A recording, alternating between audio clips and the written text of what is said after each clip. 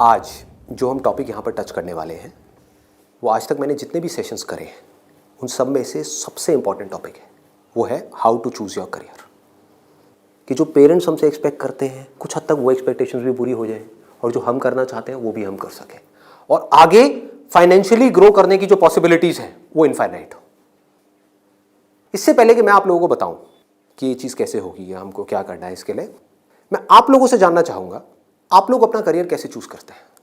Sir हम career choose करते हैं जो हमारे पेरेंट्स आपस में सोचते हैं, जो बनना चाहते हैं वो सोचते हैं कि इसमें हमारा चिल्ड्रन फाइनेंशियली सही सक्सेसफुल हो सकता है और हो सकता है वो हमारे दिमाग में पहले से बचपन से सेट कर देते हैं कि आपको ये बनना है और हम छोटे होते हैं तो हम सोचते हैं कि यही हमारे लिए अच्छा ऑप्शन होगा, इसमें सक्सेसफुल हो सकते हैं।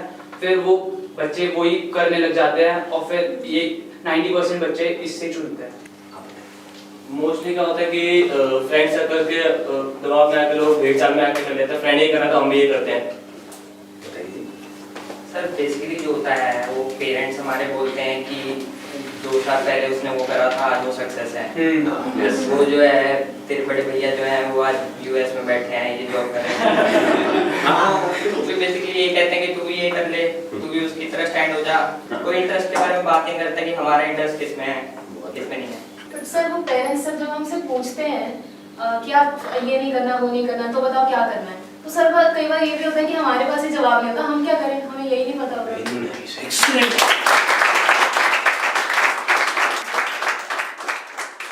इसमें गलती पेरेंट्स की भी नहीं है। जैसे मैं आपको बोलता हूँ कॉमर्स, कुछ लिमिटेड ऑप्शंस माइंड में आते हैं। क्या आते हैं? सीए आता है और बीकॉम आता है और बीबीए आता है, एमबीए आता है, सीएफए आता है और कोई ऑप्शन आता है? आता ही नहीं है। तो ध्यान से देखो क्या हो रहा है। हम सब बच्चों की सोच एक जैसी है, सब पेरेंट्स की सोच एक जैसी है। तो ये पेरेंट्स की सोच किसने बनाई? क्या उनकी गलती है? इस पूरी की पूरी सोसाइटी ने मिलकर बनाई। पेरेंट्स की सोच बनी और पेरेंट्स से बचपन से आज तक जो उन्होंने सुना देखा करा वहां से आपकी सोच बनी आपके पेरेंट्स से। तो अल्टीमेटली आप में और आपके पेरेंट्स में कोई फर्क नहीं है, उनको ब्लेम मत करो। आपकी सोच भी उनके जैसी ही है। अगर नहीं है तो बताओ कोई और ऑप्शंस। नहीं आते ना माइंड में? साइंस में बोलता हूं, साइंस बैकग्राउंड, क्या ऑप्शंस आते हैं माइंड में? इंजीनियरिंग। इंजीनियरिंग में भी क्या आता है? जैसे इंजीनियरिंग वर्ड आता है क्या आता है माइंड में? आईआईटी आता है। ठीक है। मेडिकल में क्या आता है? एमबीबीएस, सर्जन्स और कुछ? No sir. बस यही है। देखो हमारी सोच कितनी लिमिटेड हो गई है। माइंड में कुछ आता ही नहीं है तो करेंगे कैसे? आपके माइंड में कुछ आएगा तभी तो वो चीज होगी। अगर माइंड में हिमालय नाम का पहाड़ होगा तभी तो उस पर चढ़ोगे। माइंड में हिमालय है ही नहीं तो कैसे चढ़ोगे? वहां तक जाना तो बहुत दूर की बात है। क्या करोगे? तो क्या होगा आपके साथ में? वही जो उन सब लोगों के साथ में हो रहा है जिनकी सोच ऐसी है। अपने आसपास में देख लो क्या हो रहा है उन लोगों के साथ में। अगर हम चाहते हैं हमारे साथ में कुछ अलग हो तो हमें क्या करना पड़ेगा? अपनी सोच को तोड़ना पड़ेगा। सबसे पहले समझेंगे कि एग्जैक्टली हो क्या रहा है, फिर ये देखेंगे कि हम क्या कर सकते हैं और क्या करना है। इसको आप पीछे सर्कुलेट कर दीजिए।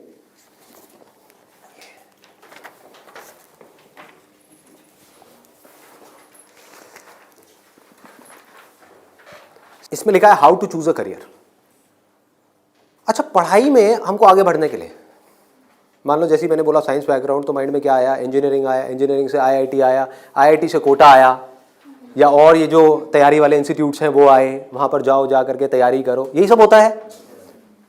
तो अब अगर आपको इस रास्ते पे सक्सेसफुल होना है कि मतलब आपको आईआईटी में पहुँचना है, आईआईएम्स में पहुँचना है, मेडिकल में टॉप कॉलेज में पहुँचना है, तो क्या चाहिए?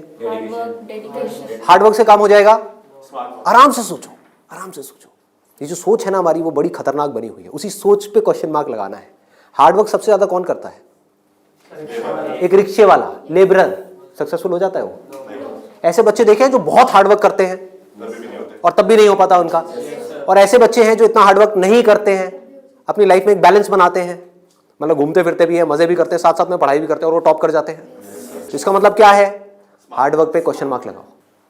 हार्डवर्क इंपॉर्टेंट है, लेकिन हार्डवर्क भी अगर सही डायरेक्शन में ना किया जाए तो बकवास है। समझ रहे हो? सक्सेस यहां है, आप वहां भाग रहे हो पूरी जान लगा करके पागलों की तरह, कभी सक्सेसफुल हो सकते हो? हार्डवर्क तो कर रहे हो, क्यों नहीं हो सकते? डायरेक्शन ही गलत है।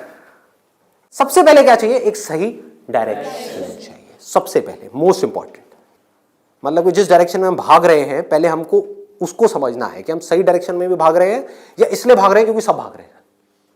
या ये कहो, हो सकता है ये जो सब भाग रहे हैं उसमें से कुछ लोगों के लिए वो डायरेक्शन सही हो, हमारे लिए गलत हो। समझ पा रहे हो? पता कैसे चलेगा कि कैसे पता लगेगा? एक्सीलेंट। देखो क्या है, सिर्फ 2 पैरामीटर्स हैं जिसके ऊपर हमको दिमाग लगाना है। एक है कंपटीशन, एक है कंसंट्रेशन पावर। जहां पर भी कंपटीशन ज्यादा है, मतलब क्या है कि वहां पर लाखों बच्चे ट्राई कर रहे हैं, होना कितनों का है? 1%, 2%, 3%। रियलिटी है। मैं कुछ भी हाइपोथेटिकल बात नहीं करूंगा। क्या ये जो लाखों बच्चे ट्राई करते हैं, कोई भी ये सोच करके ट्राई करता है, लाखों रुपए जा करके कोचिंग इंस्टीट्यूट में स्पेंड करता है कि मेरा नहीं होगा? देखो कितना मजेदार है। मतलब लाखों को यह लग रहा है कि हमारा हो जाएगा। तो अब सबसे पहला यहां पर जो क्वेश्चन पूछना है, जो ना अभी पेरेंट्स पूछ रहे हैं ना बच्चे खुद पूछ रहे हैं, वो अपने आप से पूछना है। वो ये कि मेरी कंसंट्रेशन पावर्स कैसी है। सिंपल है ना, इसमें कोई कॉम्प्लिकेटेड है? कि अगर आपको इन कॉम्पिटिटिव एग्जाम्स में कॉम्पीट करना है, दिन में 10-10 घंटे पढ़ना है, 15-15 घंटे पढ़ना है, उससे भी काम नहीं होने वाला, क्योंकि बहुत लोग पढ़ते हैं फिर भी नहीं कर पाते। तो इसका मतलब क्या है? आपको अपने आप से सच बोलना होगा। अब ये बड़ा टेढ़ा काम है, क्योंकि दुनिया में हमारी आदत क्या पड़ी हुई है? झूठ बोलने की। हाँ, किसी से भी जा करके पूछो, हाँ भाई तेरे में पोटेंशियल है, कर लेगा आईटी? हाँ मैं तो कर लूंगा, मैं तो कर लूंगा। फिर हुआ क्यों नहीं? हुआ क्यों नहीं? अरे वो लक साथ नहीं हो पाया, कोई वजह होगी, नहीं हो पाया। मतलब क्या था? डायरेक्शन ही गलत थी, स्टार्टिंग ही गलत हो गई। अब आप कैसे ये डिसाइड करोगे कि आपकी कंसंट्रेशन पावर स्ट्रांग है या नहीं है? माइंड की थोड़ा सा डेप्थ में जाते हैं। कैसे डिसाइड करोगे? जब भी आप किसी कॉम्पिटिटिव एग्जाम में कॉम्पीट कर रहे हो, तो आपको ये देखना होगा आपके कॉम्पिटिटर्स कौन है। फॉर एग्जाम्पल, आप एक रेस में भाग रहे हो, आपके साथ में कोई एथलीट है जिसने 10 साल प्रैक्टिस करी है रेस में भागने की। आप कभी नहीं भागे, धीरे धीरे जॉगिंग करी है, लेकिन रेस में कभी तेज नहीं भागे। जीत पाओगे उससे? करो हार्डवर्क। वो 10 साल से भाग रहा है और वो रुकने वाला नहीं है, उसके पास में पूरा का पूरा एक मोमेंटम है। वो अगले 2 साल तक भी ऐसे ही भागने वाला जैसे वो 10 साल से भागता आया है। आप अभी भागना शुरू कर रहे हो, तो पहले अपनी कंसंट्रेशन पावर्स को कंपेयर करना है किसी और के साथ। That is going to be a realistic solution. एक है थियोरेटिकल सोल्यूशन। थियोरेटिकल क्या है? माँ बाप कह रहे हैं बच्चों को भागो, बच्चे भी अंदर से कह रहे हैं भागो। यही हो रहा है, करेंगे करेंगे करेंगे करेंगे करेंगे, चार्ज अप हुए पड़े हैं पागलों की तरह। इनको ये नहीं समझ पा रहा कि मेरे अंदर वो स्ट्रेंथ है भी या नहीं है। बहुत बारीक बात है, अगर इसको हमको समझ आए तो। एक बॉक्सिंग रिंग में आप हो, ठीक है, तो सामने देखो कि जो बॉक्सर है वो है कौन जिससे आप लड़ने के लिए जा रहे हो। इसी को तो कंपटीशन बोलते हैं। तो अगर उस कंपटीशन को आपको जीतना है, और जीतना ही है, हारना किसको है? किसको अपने माँ बाप के पैसे डुबोने हैं? किसको अपनी लाइफ खराब करनी है? जीतना ही है। तो जीतने का क्या तरीका है? पहले अपने कॉम्पिटिटर्स की स्ट्रेंथ को समझ जाओ। समझ लो कि आप कॉम्पीट कर किसके साथ में रहे हो। वो कैसे समझोगे? रियलिस्टिकली अपने आप से पूछो, अपने स्कूल के बैकग्राउंड के बेस पे या जो भी आज तक आपने किया है उसके बेस पे। कुछ बच्चे होते हैं जिनको एक चैप्टर है, मान लो एक बुक में, उसको पूरा याद करने में या समझने में 1 घंटा लगता है। आपको कितनी देर लगती है? 5 घंटे, 6 घंटे, 10 घंटे या आधा घंटा? ये पूछो अपने आप से। Then you will be able to जज your strength in comparison to your competitors. ये जो 13 लाख बच्चे हैं, इसमें से 10% बच्चे ऐसे हैं जिनकी कॉन्सेंट्रेशन पावर्स एक्स्ट्रा ऑर्डिनरी है। उनसे अगर आप कॉम्पीट कर रहे हो तो एटलीस्ट आपकी कॉन्सेंट्रेशन पावर्स एक्स्ट्रा ऑर्डिनरी होनी ही चाहिए। और कॉन्सेंट्रेशन पावर एक दिन में एक्स्ट्रा ऑर्डिनरी नहीं होती है, ये प्रैक्टिस है। मतलब उन्होंने कई सालों तक इसकी प्रैक्टिस करी है, तब जाके उनकी कॉन्सेंट्रेशन पावर एक लेवल तक पहुंची है। तो आप अपने आप से ईमानदारी से सवाल पूछो तो सही कि आपकी कॉन्सेंट्रेशन पावर है कैसी। अगर एक्स्ट्रा ऑर्डिनरी है और आप ऐसे कंपटीशन में जा रहे हो जहां पे कंपटीशन बहुत हाई है, तो आपके सक्सेसफुल होने के क्या चांसेस हैं? क्या 100% है? पूछो अपने आप से, दिमाग को खोलो। दिमाग बंद हुआ पड़ा है लोगों का। आईआईटी में लोग कहाँ से आते हैं? सिर्फ दिल्ली से आते हैं, सिर्फ बॉम्बे से आते हैं? कहाँ से आते हैं? ऑल ओवर इंडिया से। मान लो 1 लाख बच्चे ऐसे हैं इंडिया में अलग अलग स्कूल्स में जो अपनी अपनी क्लास में टॉपर हैं। उनको क्या लग रहा है कि मेरी स्ट्रेंथ बहुत तगड़ी है। ये बात हो रही है टॉपर्स की। लेकिन जब वो जाएंगे कॉम्पीट करने तो और भी ऐसे टॉपर्स आए होंगे जो उनसे भी आगे होंगे। आप समझ गए? तो यहां पे आपने क्या किया? एक बहुत बड़ा काम कर दिया, अपने आप से सच बोल दिया और यही सच जा करके अपने घर वालों को बोल दिया। इससे क्या होगा? आप एक ऐसे कंपटीशन से बच सकते हो जहां पर आपके हारने के चांसेस बहुत ज्यादा है, क्योंकि एक्चुअल में कंपटीशन है किसके बीच में? देखो, उन लोगों के बीच में जिसमें पोटेंशियल है। एक रेस हो रही है ओलंपिक्स में, वो किसके लिए है? जिसने बहुत प्रैक्टिस करी है, जिसके अंदर पोटेंशियल है, स्टैमिना है, फोकस करने की पावर्स है, डिस्ट्रैक्शन से वो अपने माइंड को हटा सकता है, उसके लिए है ना। सबके लिए तो नहीं है। अगर सबको भगा दिया जाए उस रेस में तो क्या होगा? क्योंकि उसमें जीतने के बाद गोल्ड मेडल मिलता है, अखबार में फोटो आती है। अखबार में फोटो आती है ना, इन कोचिंग इंस्टीट्यूट्स की फोटो आती है, नाम लिखे होते हैं, ऑल इंडिया रैंक ये है, ये है, ये है। उसको देख करके क्या होता है माँ बाप की हालत? उनको उसकी फोटो नहीं दिख रही होती, अपने बच्चे की फोटो दिख रही होती है। यहाँ पे आने वाले इतने साल बाद मेरे बच्चे की फोटो होगी, मेरी बेटी की फोटो होगी, उसकी ये रैंक होगी। यहाँ से क्या हो रहा है? हम अननेसेसरी अपनी एक ख्याली दुनिया खड़ी कर रहे हैं। पेरेंट्स ने अपने दिमाग में एक ख्याल बना लिया। अब यहाँ तक प्रॉब्लम नहीं है, उन्होंने वो ही किया जो होना था। सबके साथ होता है, कौन नहीं चाहेगा? गड़बड़ कहाँ हुई? आप भी इस खेल को नहीं समझ पाए, आप समझ ही नहीं पाए हो क्या रहा है। ये जो कोचिंग इंडस्ट्री है आज की डेट में 1.5 लाख करोड़ की इंडस्ट्री है। ये पैसा कहाँ से आ रहा है? हम सबसे आ रहा है, हमारी जेब से आ रहा है। तो अगर इस खेल को हम समझ जाएं, हमारे पेरेंट्स नहीं भी समझ पा रहे क्योंकि वो तो सपने देखेंगे ही, और हम जाकर के बोले ये सपना आप अभी रोक दो, इस पे लगाम लगाओ, देखो पहले कि आपका बच्चा कहाँ स्टैंड करता है। गाड़ी आपके पास में 800 और कॉम्पीट करने की बात कर रहे हो फेरारी वालों से, बट इसका मतलब ये नहीं है 800 बुरी है। आप समझ गए मेरी बात? रेस में बुरी है, बट दिल्ली की सड़कों पे, पुरानी दिल्ली में फेरारी अच्छी है, 800 अच्छी है? 800 अच्छी है, ज्यादा सक्सेसफुल है।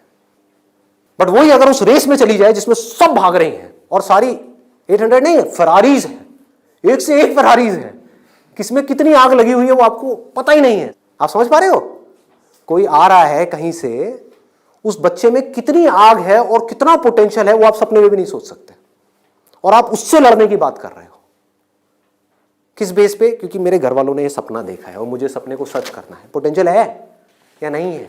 पूछो अपने आप से, तो आपको क्लियर कट जवाब मिलेगा। Clear cut. 10% लोग ऐसे होते हैं जिनमें एक्चुअल में पोटेंशियल है इन एग्जाम्स में कॉम्पीट करने का। तो if you are there in that top 10% category, तो अब आपका हार्डवर्क यहां पे काम आने वाला है। Depending upon your hard work, बशर्ते आपके अंदर पोटेंशियल हो। फॉर एग्जाम्पल फेरारीज की रेस हो रही है, उसमें आपने पूरी जान लगा दी, एक सेकंड के लिए भी डिस्ट्रैक्ट नहीं हुए। ठीक है, डिस्ट्रैक्ट होने में 1 सेकंड लगता है। डिस्ट्रैक्शंस वाला मेरा सेशन है पावर ऑफ फोकस, वो देखा होगा आप लोगों ने। बहुत तरह की डिस्ट्रैक्शंस है। मान लो आप हो तो फेरारी, लेकिन डिस्ट्रैक्ट हो गए, रुक गए, रेस यहां हो रही है, आप यहां चले गए, आउट है कि नहीं? तो आपको पूरी तरह से फोकस्ड रहना पड़ेगा, हार्डवर्क करना होगा, डेडिकेशन चाहिए, डिजायर चाहिए, सब कुछ चाहिए। लेकिन सबसे पहले क्या चाहिए? इंजन में दम होना चाहिए, अंदर वो पोटेंशियल होना चाहिए, एक्स्ट्रा ऑर्डिनरी कॉन्सेंट्रेशन पावर्स होनी चाहिए। ये बात हमको समझ क्यों नहीं आ रही है? अब क्यों चाहिए कॉन्सेंट्रेशन पावर्स? कभी सोचा है? 2 तरह के काम है इस दुनिया में, एक वो जिसमें हमारा इंटरेस्ट है, दूसरा वो जिसमें इंटरेस्ट नहीं है।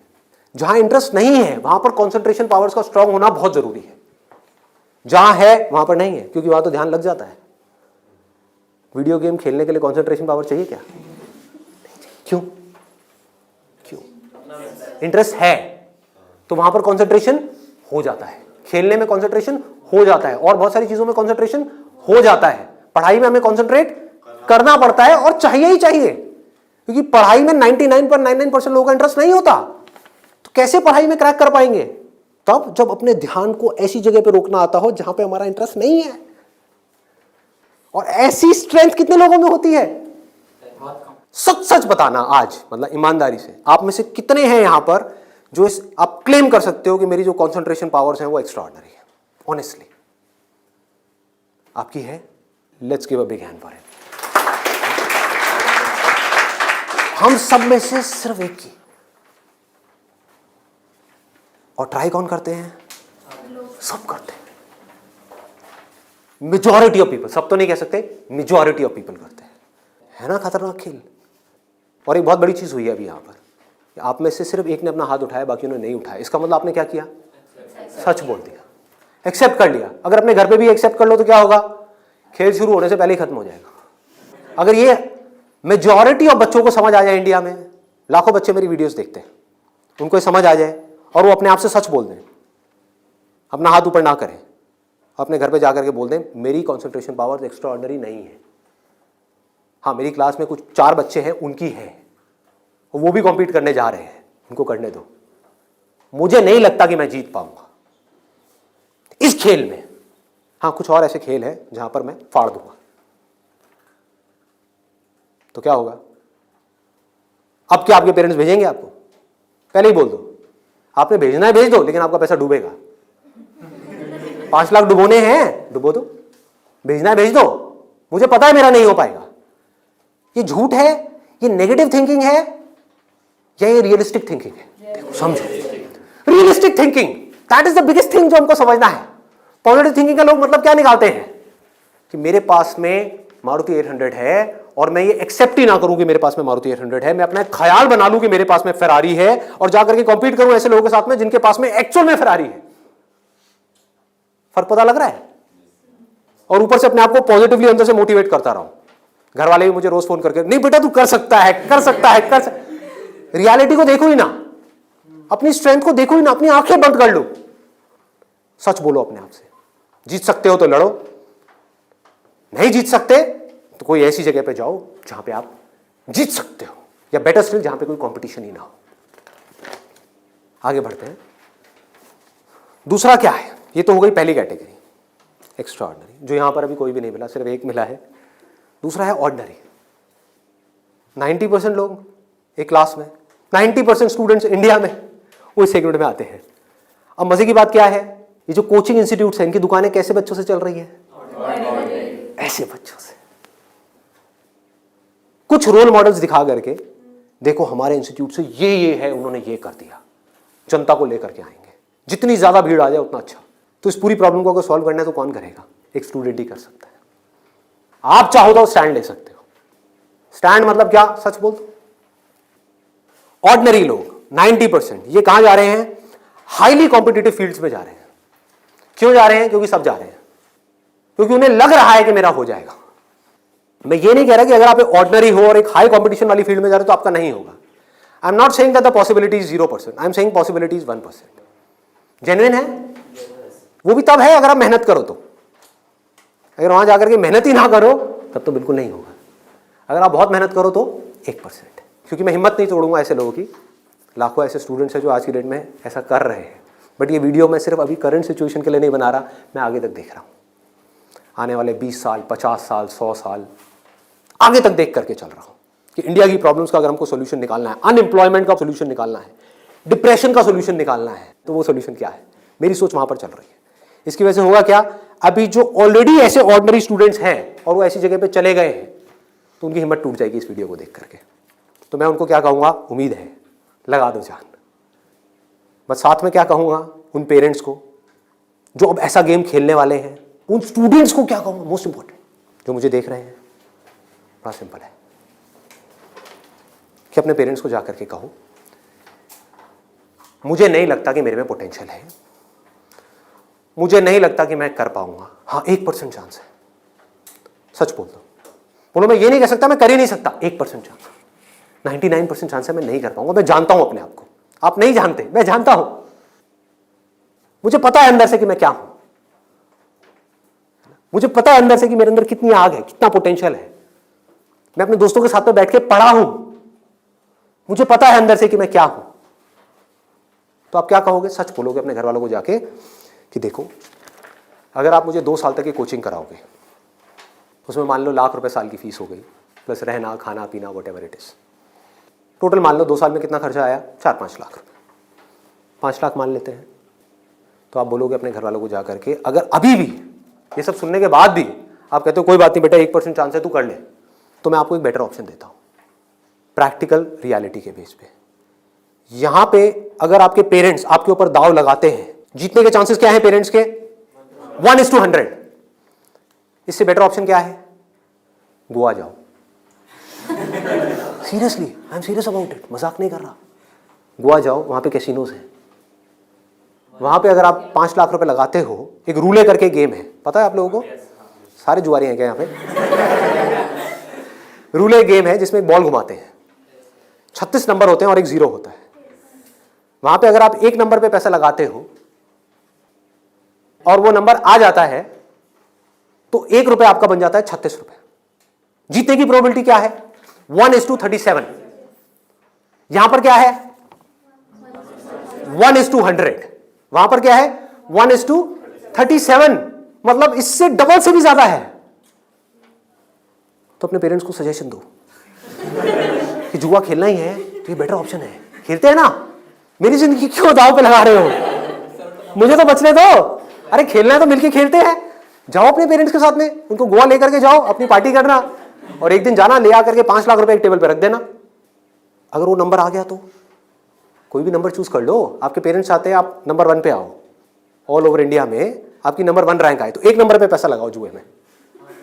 वहां भी 1 नंबर पे पैसा लगा रहे हैं, यहां भी 1 नंबर पे पैसा लगाओ। अगर वो 1 नंबर आ गया तो कितना मिलेगा? 5 लाख का 1,80,00,000। 1,80,00,000 उसको उठा करके बैंक में एफडी कराओ। कितना इंटरेस्ट आएगा? 12%। तो अब टाइम गया। आप मान लो टैक्स वैक्स काट के 7-8% भी आ गया आपके हाथ में।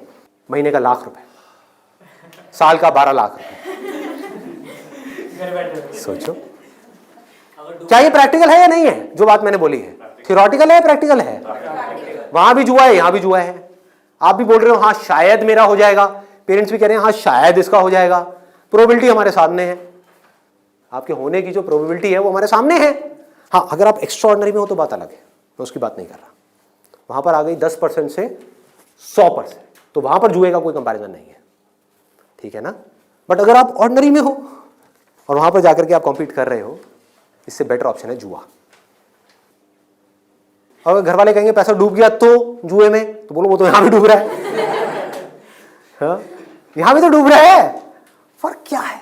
इसको बोलते हैं एक रियलिटी के बेस पर समझ करके सोच करके लिया हुआ डिसीजन। तो अब तीसरा ऑप्शन क्या है हमारे पास में? कोई ऐसा करियर चूज करो, देखो कितना मजेदार है, जहां पे आपको कंसंट्रेशन पावर की जरूरत ही ना हो, not required. If you love singing, concentration power चाहिए क्या? नहीं चाहिए, हो जाएगा।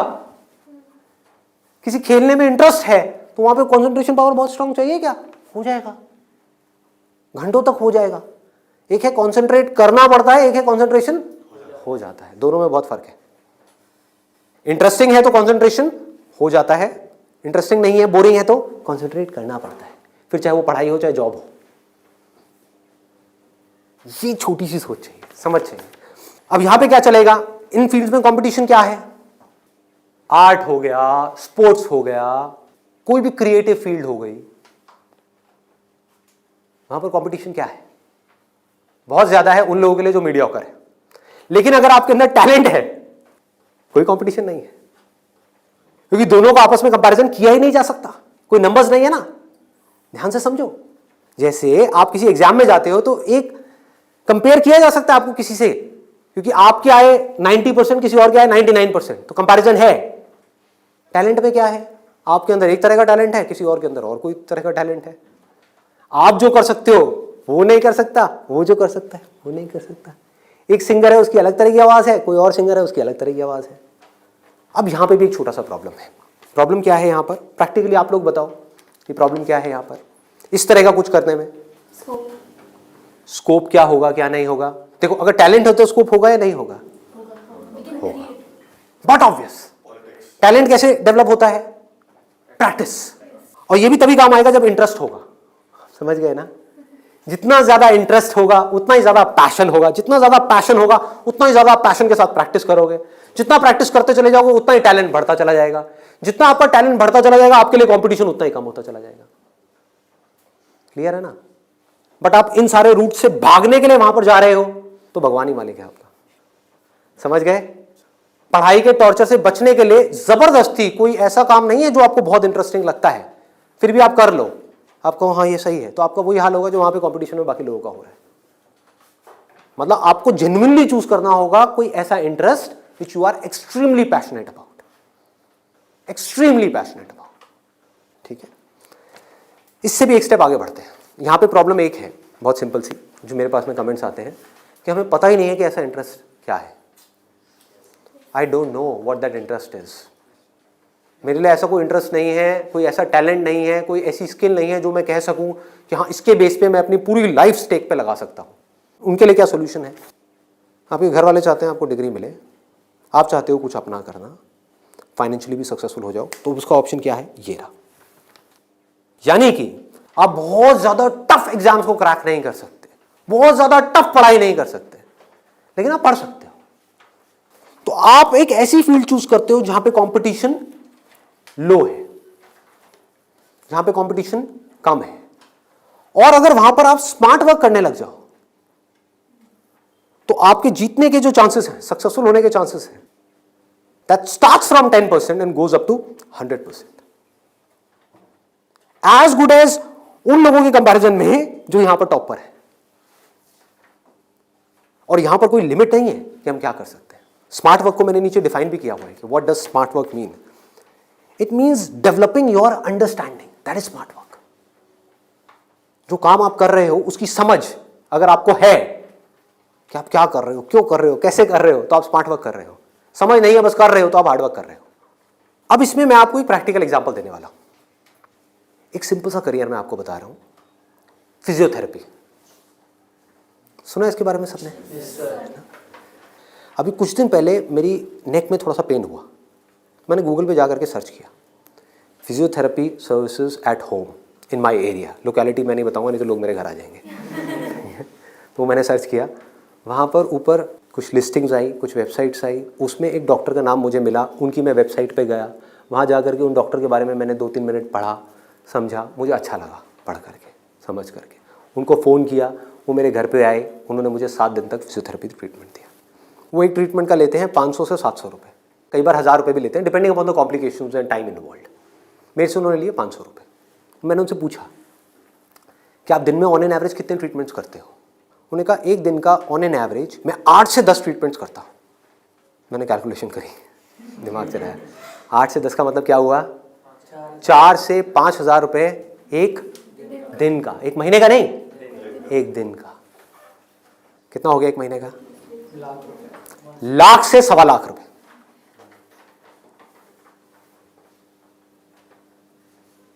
अभी उनको 4 साल हुए अपनी फिजियोथेरेपी करे हुए।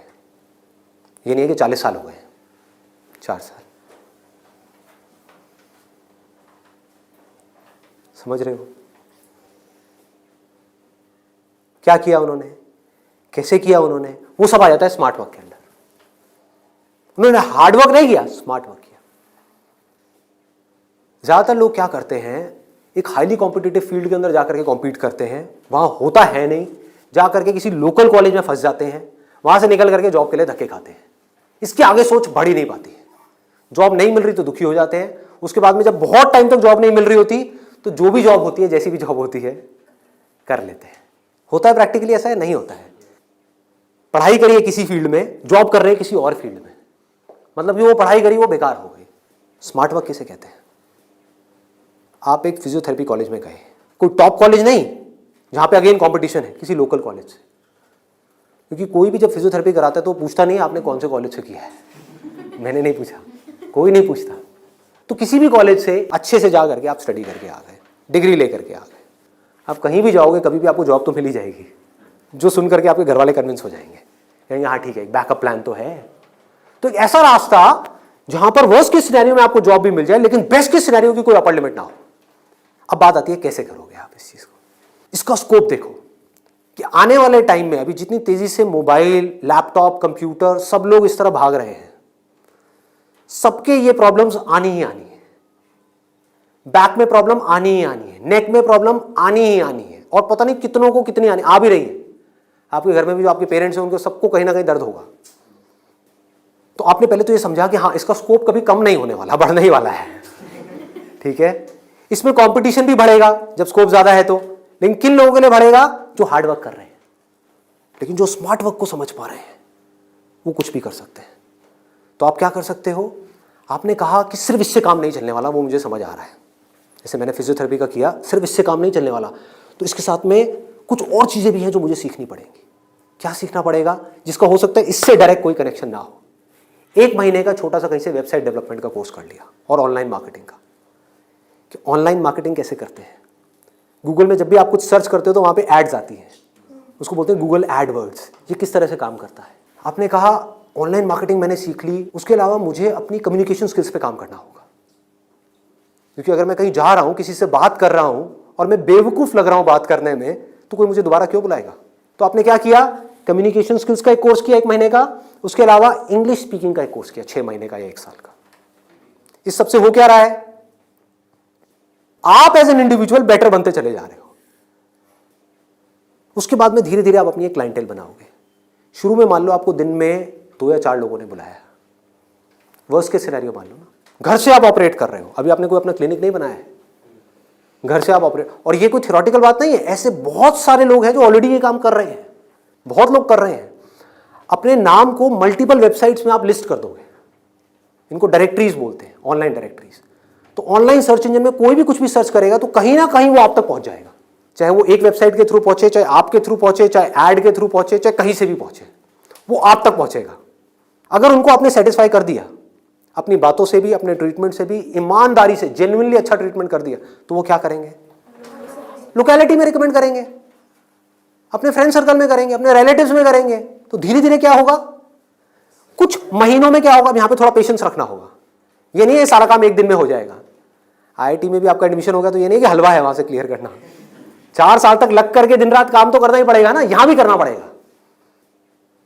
तो आप सीखते जा रहे हो, समझते जा रहे हो, धीरे धीरे आपको कुछ ऐसी टेक्नोलॉजीज के बारे में पता लगेगा, कुछ ऐसे इक्विपमेंट्स के बारे में पता लगेगा।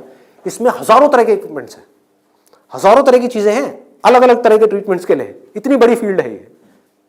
आप आने वाले टाइम में फिजियोथेरेपी का एक ऐसा क्लिनिक बना सकते हो अपनी सिटी में या कहीं पर भी, जो अपने आप में स्टेट ऑफ द आर्ट हो, मतलब ऐसा जो पूरे इंडिया में ना हो। और क्लिनिक आप ऐसे करते करते धीरे धीरे, अभी 1 दिन में या 2 दिन में नहीं होगा, मान लो 5 साल में होगा, 10 साल में होगा, 20 साल में होगा। क्लिनिक कितना बड़ा हो सकता है, कितने क्लिनिक्स हो सकते हैं, क्या क्या हो सकता है, कोई लिमिट नहीं।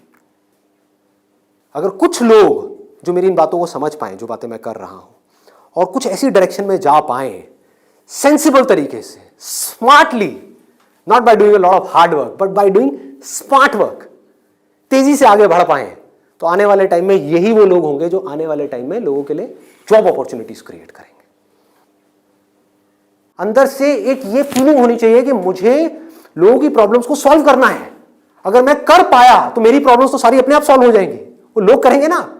अगर आपने किसी के दर्द का इलाज कर दिया तो वो आदमी आपको पता है क्या कहेगा? बताओ आपको क्या चाहिए। वो लोग आपके पीछे आएंगे। आपने उनको बोल दिया ना, नहीं मैं आज आपका ट्रीटमेंट नहीं कर रहा, नहीं डॉक्टर साहब आप बताओ कब आओ। मतलब कि अपने आप को अंदर से स्ट्रांग बना लो तो दुनिया भागती हुई आपके पास आएगी। ये एक रास्ता है। एक है अंदर से तो स्ट्रांग बनो मत और दुनिया के पीछे भागते रहो।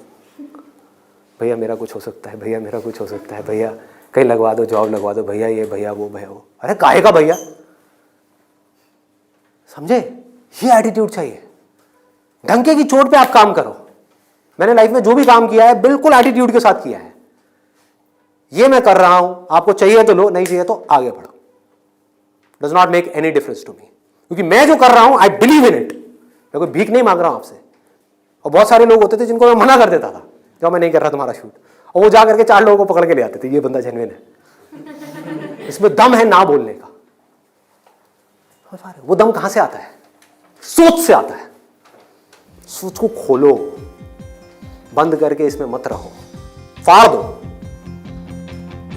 और फिर भी रहना है तो आपकी चॉइस है।